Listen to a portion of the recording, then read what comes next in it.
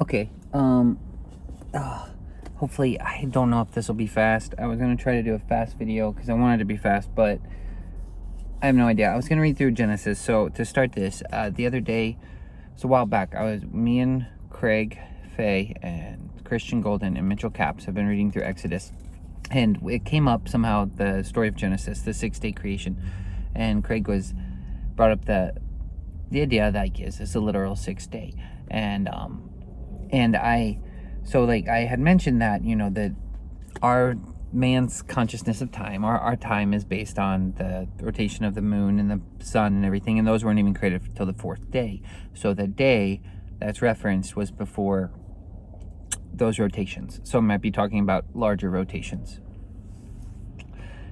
So I was saying, I don't know if you could even say it's a literal 6 days, because the day of our conceptualization of how we conceptualize a day, like 24 hours, the 24-hour day was not until day 4. So I was saying it's probably not literal, but then I was like, well, but then I made this comment. I said, but if I'm reading it poetically, and I do think that the world is created through poetry. I don't think it's just story or just history. I think history is poetic, and that's why it keeps creating. But I was saying, if I'm reading this poetically, poetry has a way of slapping me in the face and saying, no, look, it is literal. It is literally 6 days.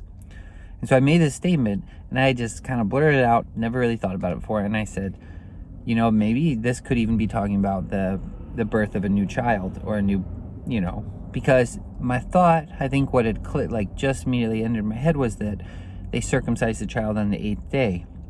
So there seems to be a recognition of days and days of creation within even the birth of a newborn. So I was going to try to just read through it and riff, and I'm going to take extreme amount of liberties. I'm going to be very loose with the scripture, because I'm going to read it I'm going to try to read it as poetically as I can. Hopefully I won't get too psychological with it, but maybe there'll be a case for that as well, because I was wondering if this could be the development of a consciousness of a newborn, the birth of a newborn, the beginning of a new spark, a new light, a new consciousness coming into being, right? Because he says, let there be light. So there's a new consciousness, and there was light. So we're just going to look at this, try to look at it strictly as at a newborn. We're looking at a newborn here, and its first birth. So I'm not even sure how this is going to work. I've never tried this before.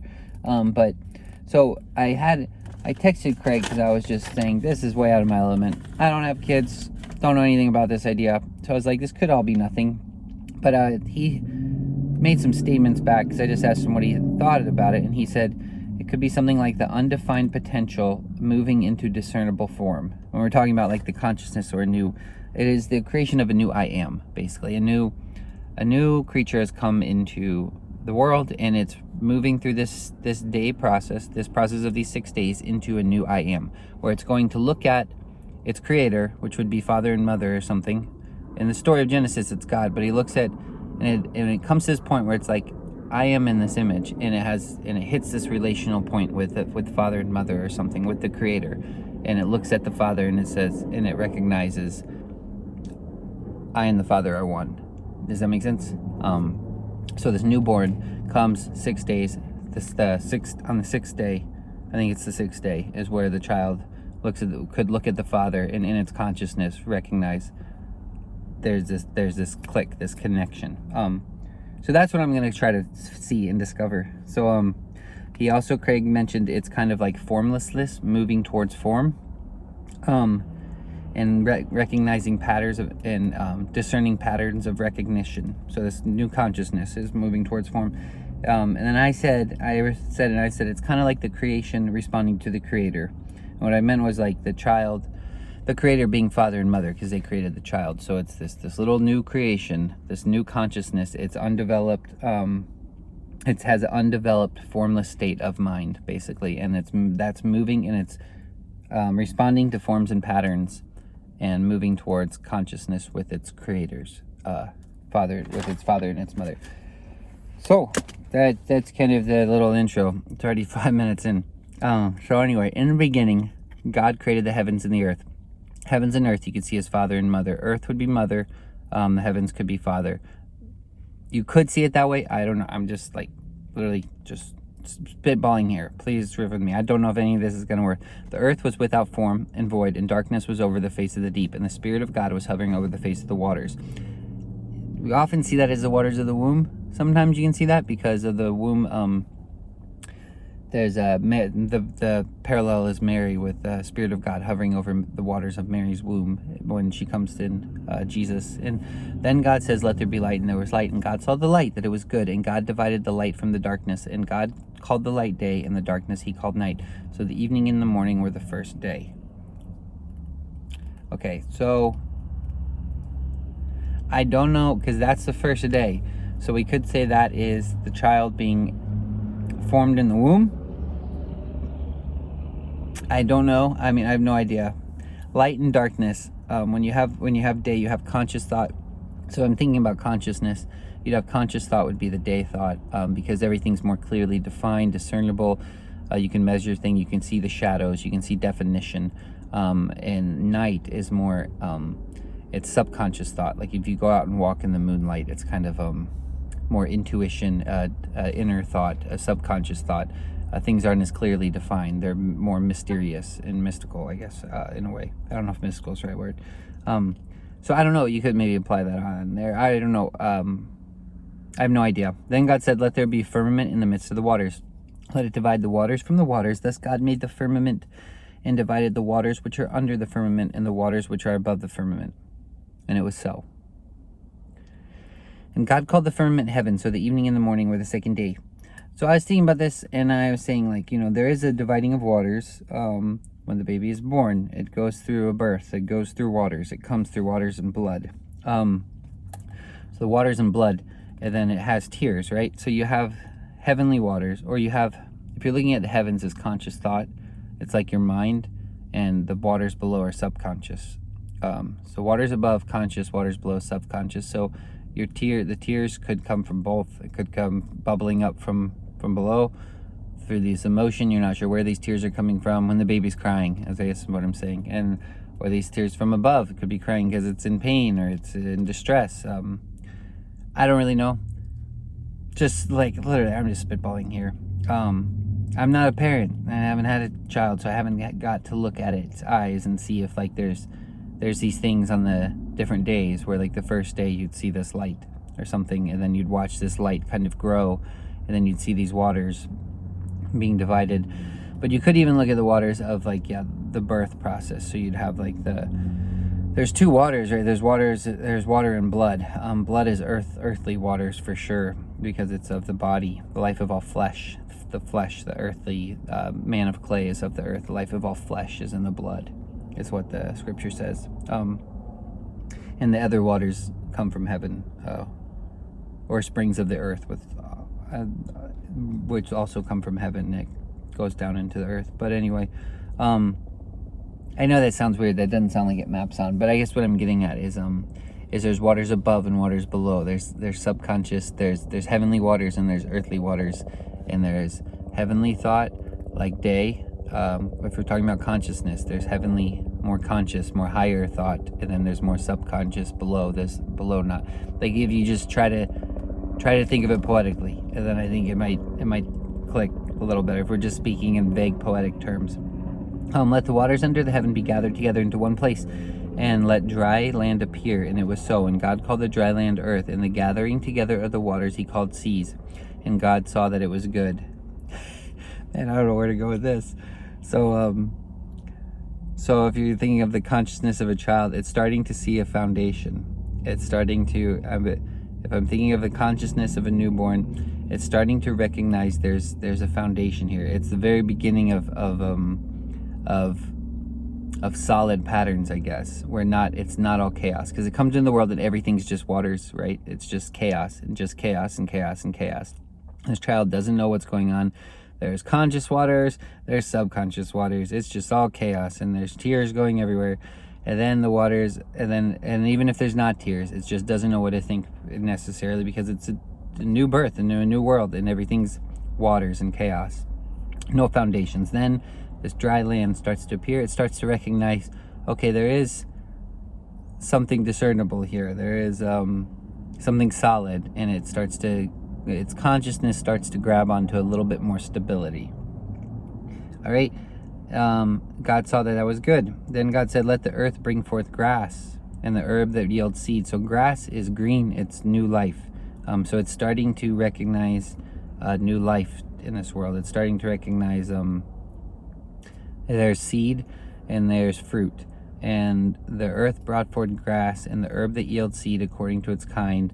So you could even think of like the newborn is like, that's what men eats. That's what we eat. It's I don't want to, that's making it too materialistic, I think, and taking away from the poetry of it, or the psychoanalysis of it, I guess. We're talking about the consciousness of a child. But you could see there's the earth, so the solid foundations are bringing forth grass. So it's like this life is springing up from these. I'm trying to think of what to do with this. Things aren't dead. It's not like the earth is. This solid foundations that we're recognizing is not bringing up. It doesn't grow up. Dead plants don't grow out of the ground, right? The ground is starting. Life is appearing fruitful, right? Life isn't a vast desert. It's appearing fruitful. And there's not only is there potentiality in the waters of the chaos, then the potentiality moves up into a more solid form, a more foundational form, and then that potentiality moves up even further into to life, more grass and fruit and trees and a garden.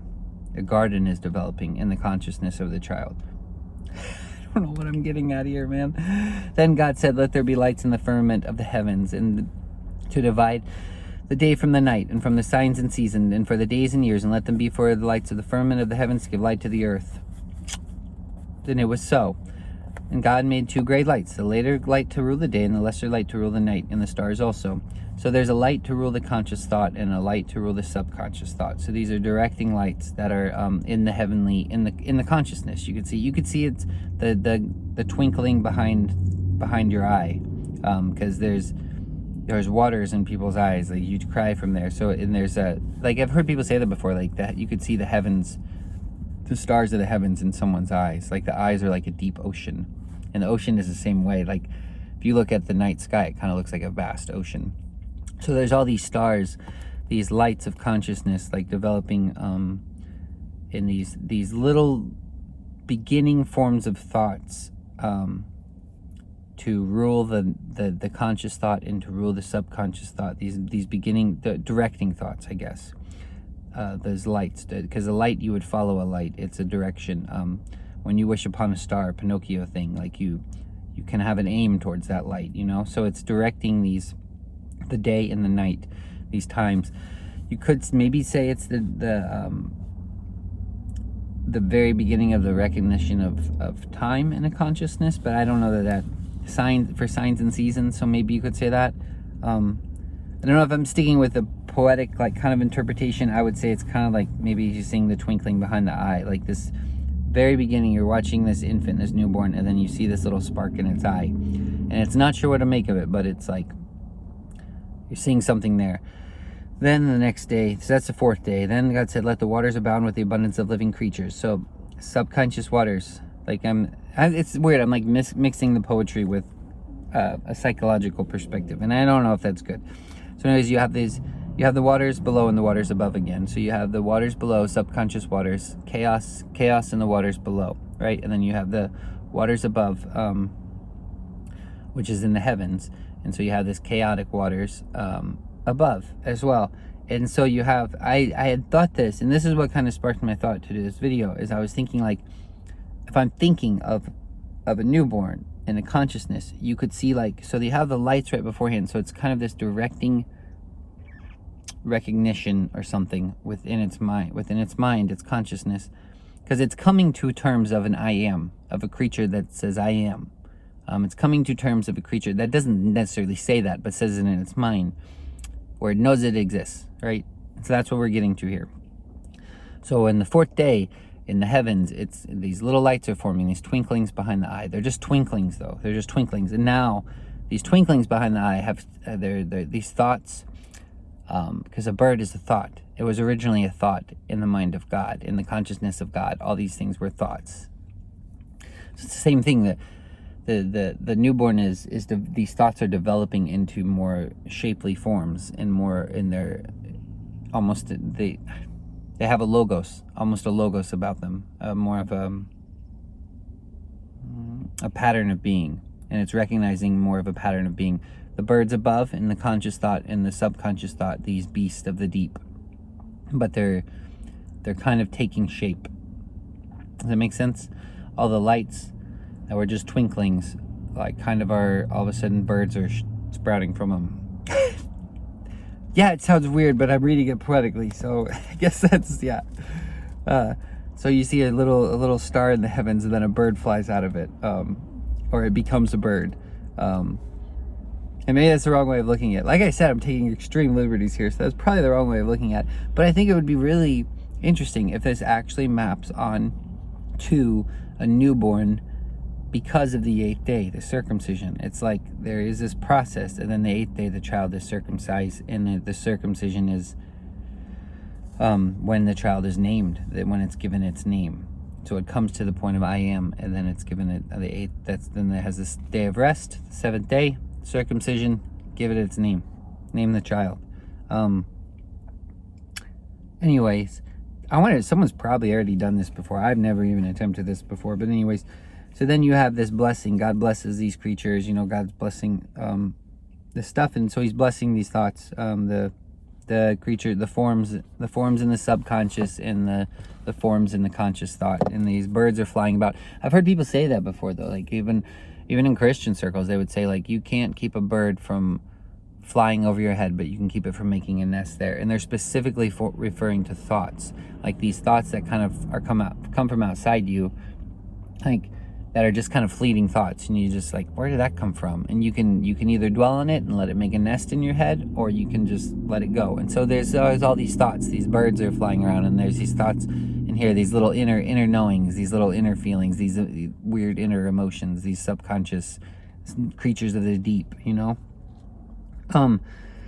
Then God said, let the earth bring forth. So now these are coming from the earth, not from the waters, not from the chaotic waters above or the chaotic waters below. These creatures, these forms, walking on all fours, these thoughts, these whatever these are, these logos in the consciousness are coming from the earth. They're coming from a more stable place, and they're standing on 4 feet, and they're beginning to walk, and they're eating, and they're partaking of the garden even a little bit.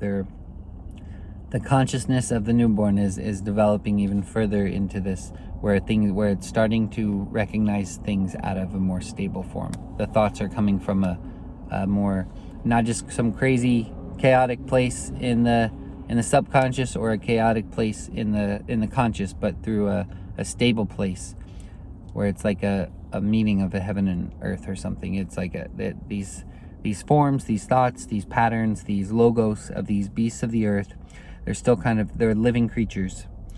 These living creatures, the cattle, domesticated animals, there's wild beasts, there's all these things, but they walk.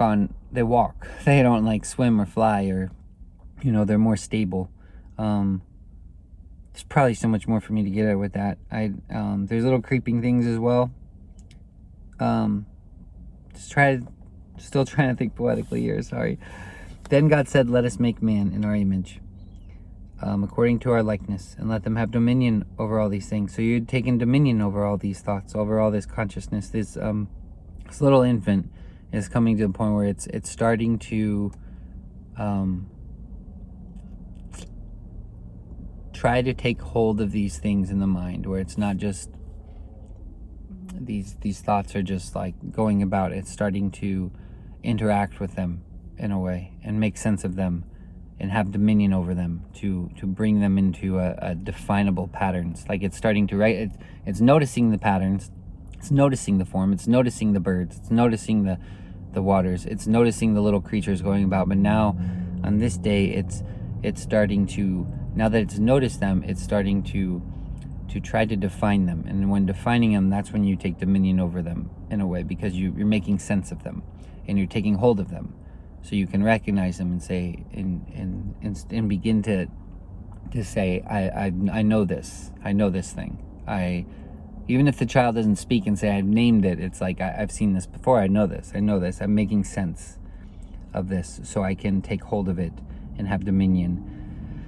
And then this is when the man is created in God's own image, right? So then the newborn is coming to this conscious state where it is, the newborn is created in the Creator's image. So the creation is created in the Creator's image, and it's coming to this state of knowing it's not like all the other weird thoughts. It's not like the birds. It's not like the fish. It's not like all the other little things. It's like there's a relationship here between me and this father and this mother. I'm totally speculating. The child may do that from day one. I have no idea. I am just literally thinking of a new consciousness coming. I'm trying to see if it maps on, because then God says, see, I've given you all this stuff. Everything here is for you. The parent does the same thing to the child. Literally, when you prepare before the child even gets there, and you prepare a room for it and everything, and then it gets there and you say, see, I've given you all this stuff. Everything I have is yours. This space I've created is for you. And I have created a new heavens and a new earth. I have formed this in the entire home. We've redesigned it. We've waited for you for 9 months. We've waited. We're excited to meet you. And here is everything we have, and I give it all to you. Have dominion over it. Yeah, so then it's finished. Then you rest, whatever, and then you circumcise the child and give it a name. And so I don't know. There's 22 minutes. That's way longer than I wanted to do, but I'm trying to riff on it, and I don't know if there's anything there.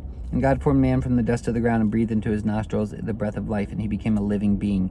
So it's like the I heard a statement recently that God is man's, what was it? I wrote it on my phone, of course. God is man's awareness of being, I think is what they said. And I don't know how I feel about that statement yet. I'm still chewing on it, but when man becomes a living being, and it recognizes its own being, it recognizes its own I am, in a sense. So, yeah, that's all. Thank you.